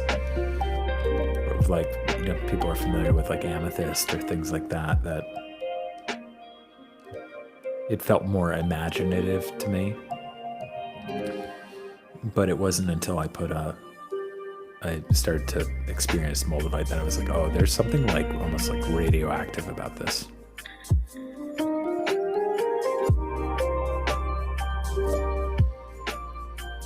Some people just go all in on crystals. Some people have, it's like,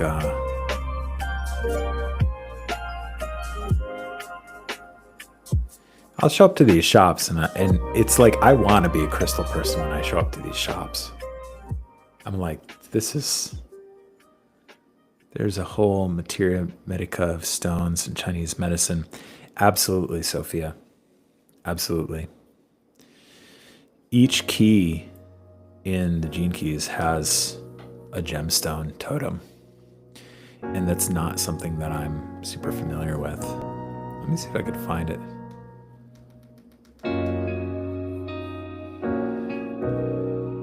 I really want to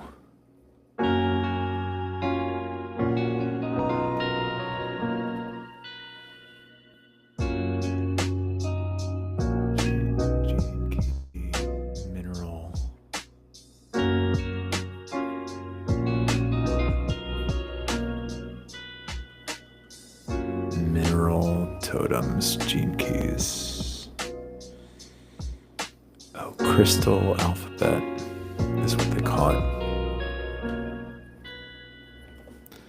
Let's see. Here we go.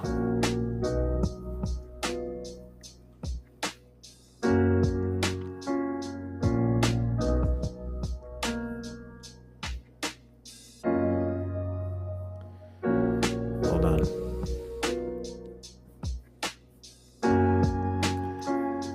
Let's see what we got here.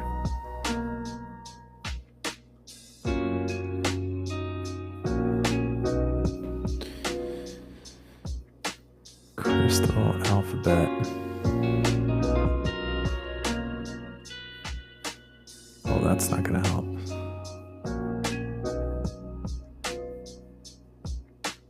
Here we go.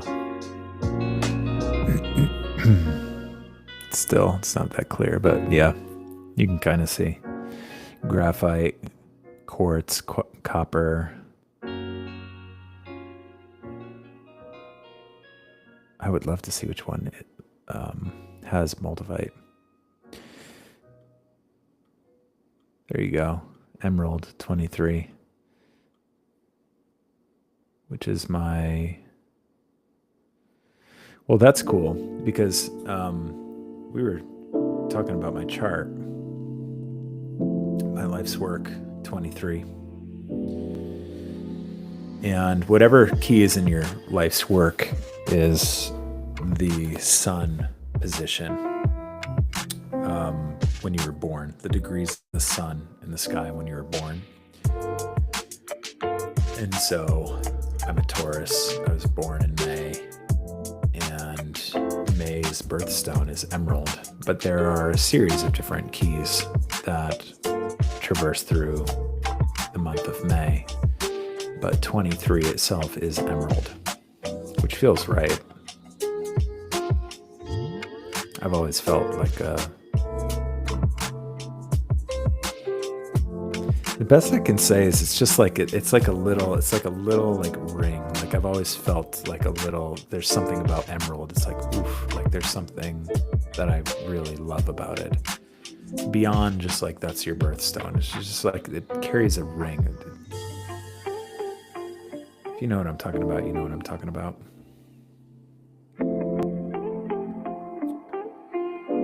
But this is cool. You know, Sophia, when you talk about the whole Chinese medicine and the minerals and stones, I mean, every key corresponds to the physiology. There are animal totems and so on and so forth. It just goes on and on and on. It's just like an entire codex that opens up the lens of all of these different connections and entry points to connect with these archetypes. So for example, like you could theoretically,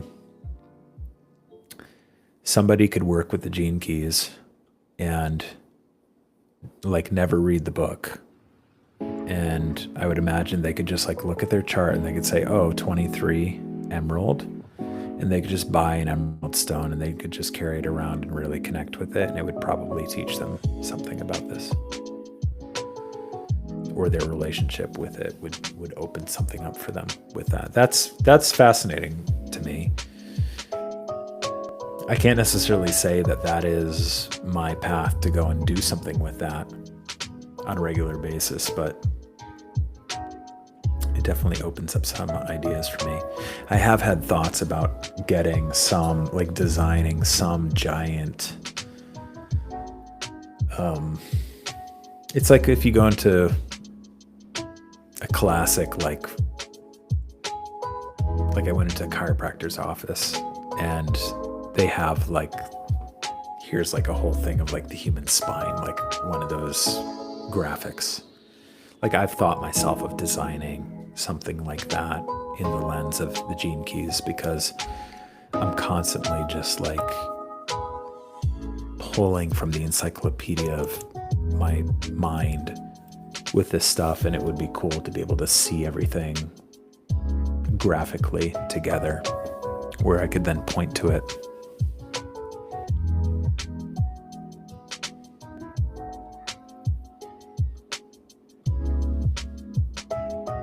Confused Luke even more.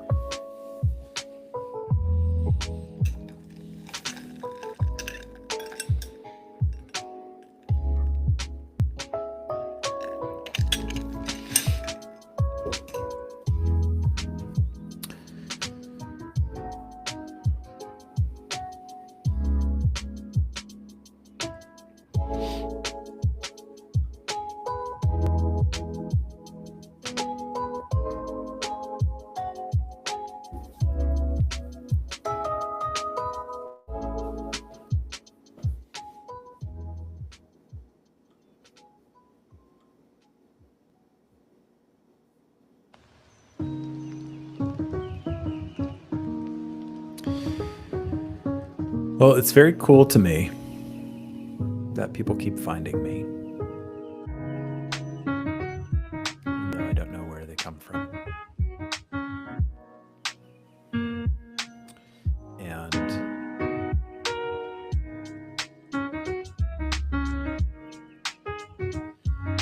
so far, 3 weeks into doing this stream, I really think that I'm probably going to continue to reserve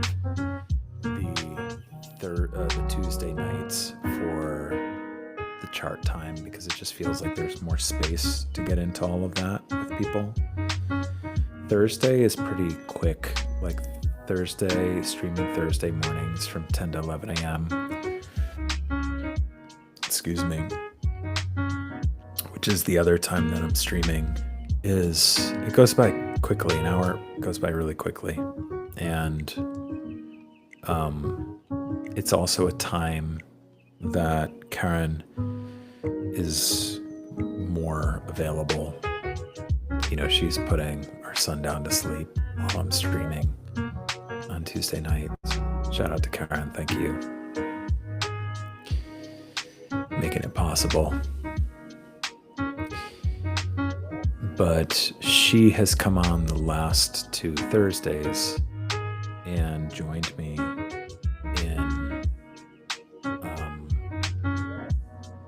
and our friend Avacheska came on this last Thursday as well. And the Thursday mornings are shaping up more to be like almost like podcast type style deep dives into different keys. And the way that I started this was I started at key number 1, and then this last week was key number 2, And so this Thursday, we're going to go into key number 3, and so on and so forth, over 64 weeks. And I'll probably just keep on inviting people who I collaborate with, close friends, to come on and explore those beside me. So if you're curious to keep learning about keys or just hanging out with me and exploring the topics that come up around this journey and inner work, Tuesday nights are really hang times, following the stream of where everything wants to go and welcoming people on who want to be workshopped. Just Luke came out tonight. There's, I think, the first stream I went through 3 people's charts. And then Thursday is probably not going to be space to do people's charts on Thursday mornings. Sophia, maybe you'll come online. Looking forward to leveling up to line 6. Luke, thanks for tuning in, man. There's no leveling. They're all. It's not like a power level 6. It's not like how do I get from line 4 to line 6.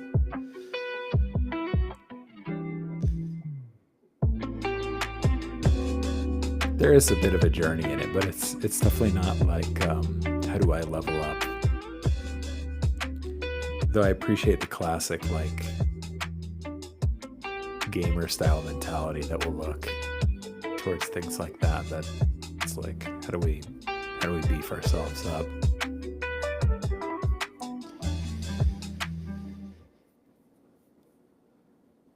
We need all the lines.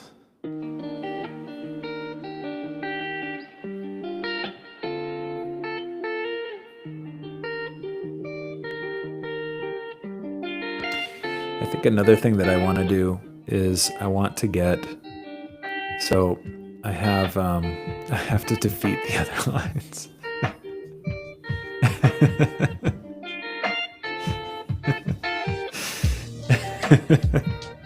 You're the first, Luke, you're the first who's come on through any session or just like anywhere in my universe who's used language like this. You're welcome, Sophia. Thanks for joining.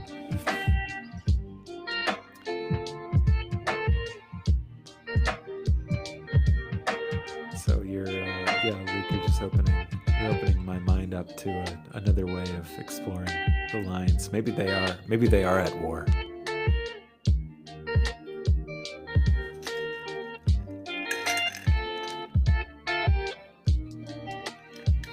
I don't think so. But who knows? But yeah, I want to I could even explore. I have like an Apple Pen, and the screen that you're seeing the charts on is my iPad that I just mirrored to, and to be able to actually draw and write and design things out. One of the ways that I was originally going to start my YouTube channel was going to be me sitting in this environment, just like speaking to the camera and having a little thing like in this space, like up here above my head, that was just going to be like an iPad screen that I would be drawing on and detailing out certain types of topics. And I might still do that at some point. Almost like a digital whiteboard.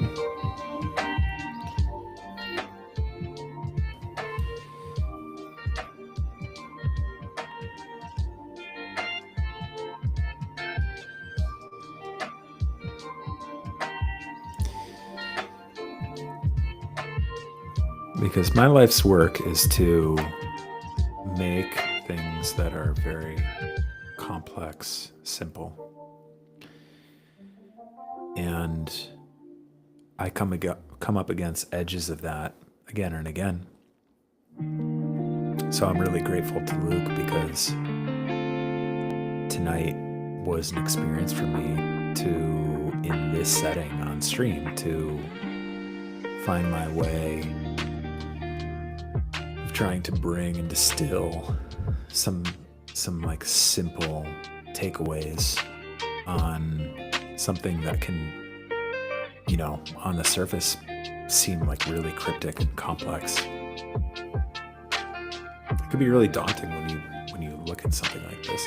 And yeah, you can click around on the Gene Keys website and it will tell you things and you'll learn things. And I recommend that for people if they're curious, to just like, there's plenty of resources on the website where you can go and learn things of your own. I have my own language of how I communicate things. Sometimes I find that some of the language that the official Keys kind of just like marketing platform uses can be a little bit too cryptic. That doesn't always get into the real, just like human, like what are we talking about? Space.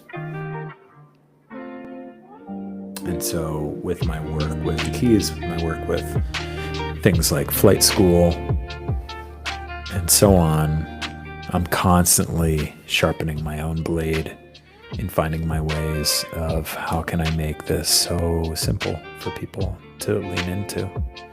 How can I make it so simple and even enjoyable, playful even, to lean in? Like, can it be deep, but can it also be like really entertaining? And as I talk about my work with the Keys, like this is my game. It's like, can I welcome people into exploring their own, like picking up their own controller, like and finding their own way of navigating through this territory in a language that feels approachable to them and the way that they see the world, without feeling like, oh, I can't get in here unless I read this giant book.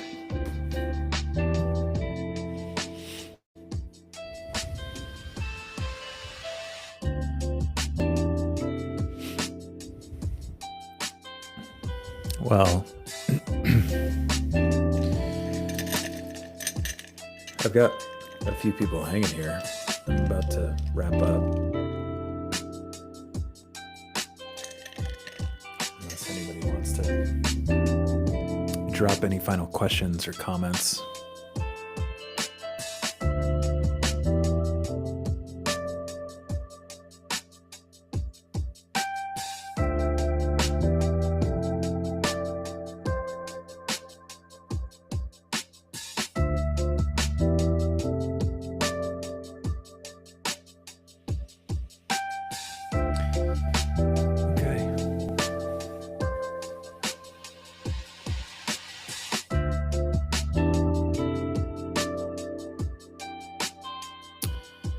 Well, thank you everybody for another amazing stream.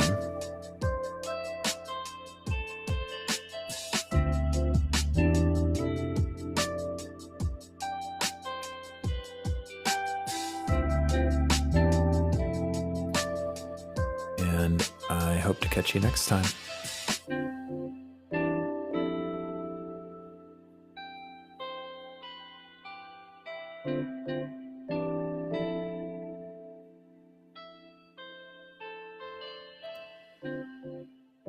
Hope you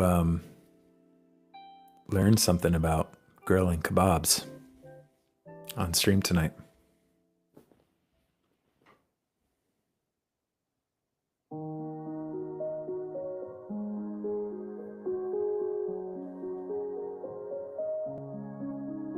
I'll be back again Thursday morning, 10 a.m. Eastern. You can find me on my YouTube channel. Tell your friends. How many subscribers do I have now? I've got 38 subscribers. I I want to see if I can get to 100 by the end of August. That would be cool. So if you like what I'm doing here and you want to see me keep doing this, tell a friend, like and subscribe, and we will get to 100 together.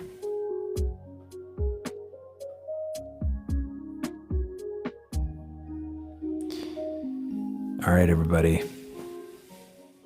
Have a great night. Thanks for joining. Lots of love.